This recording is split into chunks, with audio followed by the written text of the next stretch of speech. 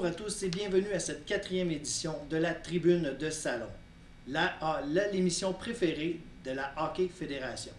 Alors, nous en sommes à notre 4e édition. Alors, nous allons commencer comme d'habitude avec l'actualité de la Ligue. Et lorsqu'on parle d'actualité, nous devons absolument parler de la finale de la Coupe Stanley qui s'est terminée cette semaine avec une victoire des Kraken de Seattle sur le Lightning de Tampa Bay en 6 matchs.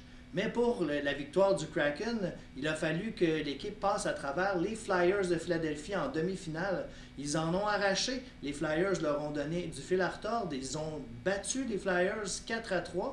Et de l'autre côté, le Lightning a surpris les Pingouins qui se dirigeaient vers une autre finale de la Coupe. Et donc, ce qui a donné une finale, les Krakens contre le Lightning. Et comme j'ai mentionné pendant tout au long des séries, le Kraken et son expérience, les joueurs d'expérience de 32, 33, 34 ans sont venus faire la différence contre les jeunes loups du Lightning. Patrick Roy et Jay Bouwmeester n'étant pas encore à leur plein potentiel. Alors, je crois encore une fois que l'expérience a eu le dessus sur la jeunesse, mais ne cachons pas, le Lightning de Tampa Bay sera une équipe redoutable pendant plusieurs saisons lorsque tous ces joueurs-là seront développés. Sans oublier qu'ils ont les Connor McDavid et les Guy Lafleur qui sont encore en pleine forme. Et le Kraken qui reste encore une équipe redoutable malgré plusieurs vétérans. Ils ne sont pas sur leur départ, ils ne sont pas sur le déclin non plus. Alors les Kraken vont rester une équipe redoutable pendant quelques saisons encore. Alors lorsqu'on parle de fin de saison, les finales sont terminées, on parle bien sûr de la remise des trophées à la fin de la saison. Et quand on parle de remise de trophées, on pense à tous les trophées que nous avons remis depuis le départ. Et puis cette année, je ne les ai pas affichés en avance sur le forum ou sur le site. Je vais vous les annoncer ici en primeur avant de les afficher sur le forum. Alors, je vais faire le tour des trophées qui ont été remis. Alors, allons-y pour la remise des trophées de cette année. Alors, pour le trophée Guy Carbonneau qui est remis au joueur qui a fait le plus de lancers bloqués, de tirs bloqués, c'est Duncan Keith des Flyers de Philadelphie qui remporte le trophée. Du côté du trophée Manon Rhéaume, qui est un peu l'équivalent du trophée Vézina chez les hommes, Manon Rhéaume a été remis à la gardienne Mary Risanen des Prédateurs de Nashville. Pour le trophée F. Gascon, qui est un peu le trophée remis qui est similaire au trophée William Jennings chez les hommes, il a été remis à Anne-Renée Desbiens des Panthers de la Floride.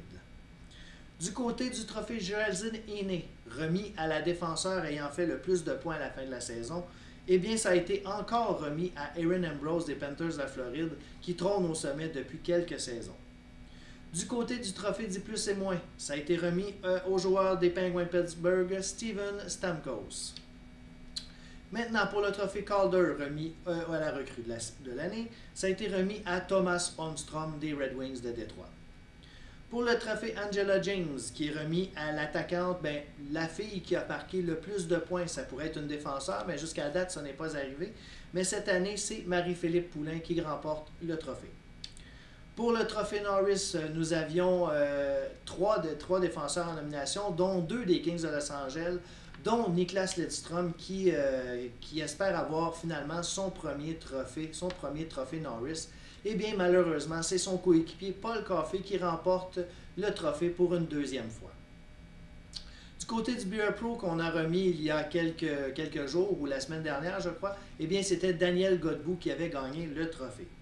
Maintenant, pour le Conn Smythe, ça a été remis à Mike Bossy du Kraken de Seattle qui a terminé, évidemment, au sommet des marqueurs pendant les séries. Maintenant, nous allons tourner vers le trophée Roger Crozier qui est remis au gardien des Whalers d'Hartford, Sergei Bobrovsky. Côté du trophée Frank G. Selke, remis au meilleur attaquant défensif, c'est Sergei Fedorov qui a remporté la palme. Du côté de Maurice Richard, nous avons bien sûr Bobby Hull du Freedom de Houston. Pour le Art Ross et le Hart, et bien sûr, nous avons nommé le Mario, le Magnifique, Mario Lemieux qui remporte les 2 trophées. Pour les 2 derniers trophées qui sont pour les gardiens, le trophée Jennings a été remis à Mike Vernon des Red Wings de Détroit et le trophée Vizina a été remis à Andrei Vasilevski des Rangers de New York. Alors, suite au trophée, et bien sûr, nous avons la saison morte qui est commencée. Quand on parle de saison morte, on parle de transactions. Jusqu'à date, c'est un marché, je dirais que ça bouge quand même relativement bien. Il y a eu déjà des saisons mortes où ça bougeait un petit peu plus. Comme il y a eu des saisons mortes où c'était plus tranquille, je ne ferai pas le tour de toutes les transactions, mais je vais en soulever une qui m'a grandement surpris. Et c'est une surprise et une déception. Les Bruins de Boston ont échangé le vétéran Jacques Lemaire de 32 ans. Je dis l'âge parce que c'est très, très important dans la transaction, pour aller chercher Joe Thornton. Évidemment, c'est un échange de cœur, Joe Thornton étant un ancien Bruins. Par contre, le problème ici, c'est que Joe Thornton a 37 ans. Il est sur le déclin. Il ne sera plus l'ombre du joueur qu'il était. Alors, je crois que c'est une mauvaise transaction pour les Bruins de Boston. Pour le cœur, c'est super, mais pour le côté d'équipe, je crois malheureusement que Seattle a gagné dans la transaction. Alors, lorsqu'on parle de transaction, et bien évidemment, on parle aussi de repêchage. Le repêchage qui est en cours, qui reste encore quelques choix à faire dans les 3 rondes. Par contre, je vais souligner quelques petites surprises, des belles surprises qui ont été faites dans les 2e et 3e rondes, évidemment. On parle des Sharks de San Jose qui ont mis la main sur Bill Mosienko, qui est une belle surprise en 2e ronde. Mais la 3e ronde, on a eu droit à des grandes surprises. Les Nordiques de Québec ont maintenant le défenseur pour épauler Brad Park. Ils ont été sélectionnés Andrei Markov. Mais les plus grosses prises ont été faites par, évidemment, les Islanders de New York qui ont mis la main sur Pavel Datsyuk en 3e ronde. Et je vous annonce en primeur, car il n'est pas encore affiché sur le forum, mais je vous annonce qu'avec leur choix numéro 3 en 3e ronde, ils ont mis la main sur Simon Gagné. Donc, c'est une très belle prise pour les New York Islanders. D'ailleurs, je l'avais précisé dans un précédent reportage que les Islanders avaient plusieurs choix de 3e ronde. Eh bien, ça a payé avec le choix de Datsyuk et Simon Gagné. Alors, j'avais fait l'annonce aussi dernièrement qu'il y avait 3 nouvelles équipes, que nous serions 31. Eh bien, nous allons être finalement 32. Une 32e équipe vient de s'ajouter à Dallas, Ottawa et Washington qui s'était ajoutée dernièrement. Eh bien, c'est les Maple Leafs de Toronto qui se retrouveront dans la division Burns. Et ce sera le DJ Yann qui fait son retour dans la Ligue, qui a décidé de prendre les Maple Leafs de 2016-2017. Et lorsqu'on parle de nouvelles équipes, on parle bien sûr que les rosters qui doivent être faits par rapport à ces nouvelles équipes. Alors, comme j'ai expliqué, ça va peut-être prendre un peu plus de temps à la saison morte cette saison-ci, car évidemment, j'ai vos 28 équipes à faire, mais j'ai en plus 4 nouvelles équipes à faire au complet. C'est pas juste 2-3 petits ajustements, c'est de faire l'équipe au complet. Heureusement, j'ai pu m'avancer avec Dallas, Washington et Ottawa, mais je n'ai pas commencé Toronto encore. Je vous dirais que pour les 3 autres équipes, j'ai à peu près entre 60 et 75% des joueurs faits, mais il reste que le travail n'est pas complété encore. Alors, je vais vous demander juste un petit peu de patience, mais je vais faire de mon possible pour que ça se fasse le plus rapidement possible pour, évidemment, commencer cette saison 9 le plus rapidement possible. Alors, ceci conclut les nouvelles de l'actualité. Alors, nous allons passer au segment Sous la lampe, qui est le segment où je pose 5 questions au directeur général. Et cette semaine, j'ai posé la question au directeur général des Islanders de New York. Alors, j'ai pris les 5 mêmes questions et voici ce que ça a donné comme entrevue. Alors, qui est ton joueur préféré et pourquoi? C'est une question compliquée car il y a beaucoup de talents passés, présents et futurs. Je vais y aller pour Wayne Gretzky pour le passé car j'ai été baigné par lui lors de mon enfance lorsqu'il était avec les Kings de Los Angeles. Parce qu'il a révolutionné le hockey moderne, un petit détour quand même par Maurice Richard qui est une figure emblématique de Québec pour tout ce qu'il a apporté au hockey, aux francophones et pour le respect indéniable que le monde a envers lui, même chez les ennemis. Dans le hockey d'aujourd'hui, comment ne pas citer Connor McDavid? Ce gars-là est magique à voir jouer et chaque soir. Ce gars-là est magique à voir jouer à chaque soir. Mais mon préféré de cœur reste Alexander Ovechkin. Et j'espère qu'il va battre le record de Wayne Gretzky. J'ai hâte de voir ça.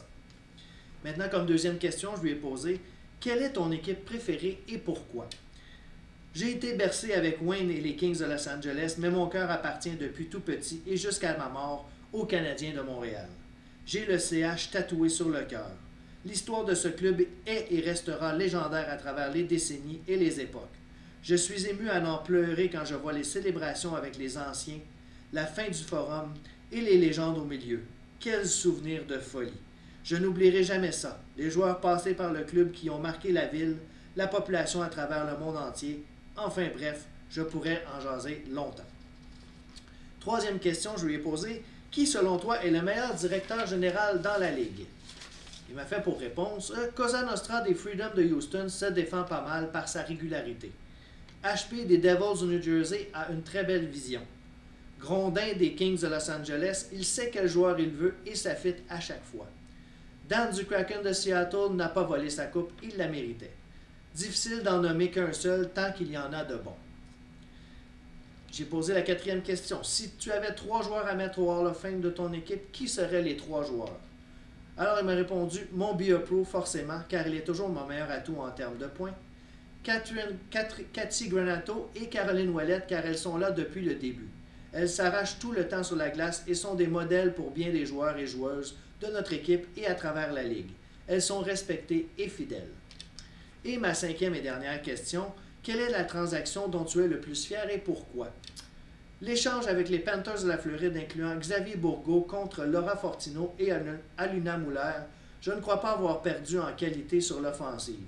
Et Laura Fortino est venue stabiliser ma défensive et je m'attends à ce qu'elle soit plus dominante en attaque dans les prochaines saisons. Et bien sûr, ma dernière transaction avec le Lightning de Tampa Bay, alors que mon 3e pick de cette année me permet d'amener une légende à New York en Pavel Datsyuk. Évidemment, j'avais échangé Dave Lewis pour acquérir ce choix. Alors, ceci conclut le segment sous la lampe. Alors, passons au dernier segment sur votre sofa, qui est votre segment à vous. Je n'ai pas de texte, mais j'ai une question faite par le nouveau DG. Dans le fond, c'est un ancien DG de la Ligue qui a fait un retour, mais qui, évidemment, est pas familier avec la nouvelle formule. Alors, il pose la question sur le repêchage. Alors, voici. Qu'est-ce qui m'échappe? Pourquoi un Datsyuk est repêché en 3e ronde et Eric Gustafsson en première? Également, pour reprendre l'exemple de Datsyuk, en quoi il est repêché 14e en 3e ronde et que Spacek est repêché 6e? Alors, je vais expliquer un peu comment fonctionne le repêchage. C'est que maintenant, nous avons toujours le boulier, comme d'habitude, mais le boulier sert maintenant à choisir les années de repêchage. Donc, la boule numéro 1 que je choisis, si c'est la boule numéro 18, eh bien, ce sera l'année du repêchage 2018. Si la boule numéro 2, c'est la boule, mettons, 75, ça va être les joueurs de 1975. Alors, c'est pour ça, les années représentent, les années vont représenter une ronde chacune. Alors, en 2e et en 3e ronde, ça n'a pas changé. Il y a des points d'interrogation qui sont des mystères. Alors, ces choix-là sont des choix mystères de l'année de la boule qui va avoir été choisie. Donc, cette année, si je me rappelle bien, c'était 2013 en 2e ronde et 1998 en 3e ronde. Alors, en 2e ronde et en 3e ronde, il y a 14 choix mystères qui peuvent être des super bons joueurs, comme on en a vu, les Islanders ont été chercher Pavel Datsyuk et Simon Gagné, mais ça peut être aussi des joueurs très ordinaires, comme ça peut être un joueur de très bonne qualité, de 2e trio, comme on a vu avec le choix de Bill Mosienko et les Chargers de San Jose. C'est pourquoi qu'un Datsyuk peut sortir aussi tard, c'est un peu comme les joueurs les directeurs généraux qui ont choisi avant ont peut-être décidé de choisir un choix qui était visible. Donc un choix plus sécuritaire, n'ont pas osé, n'ont pas été audacieux, mais certains DG qui aiment oser ont choisi d'aller vers les points d'interrogation et sont tombés sur des choix, sur des joueurs de qualité, comme un Pavel Datsyuk ou un Simon Gagné. J'ai fait ce choix-là, cette formule-là, dans l'unique but de faire un peu comme la Ligue nationale, où ce que le vrai Pavel Datsyuk était sorti en 7e ronde. Alors, ça donne une chance à des joueurs de sortir un peu plus tard et justement causer de belles surprises, tout comme, malheureusement, des déceptions. Alors, j'espère avoir répondu à votre question. Alors, ceci conclut le bulletin de la tribune de salon. Je vous dis à la semaine prochaine, si Dieu le veut.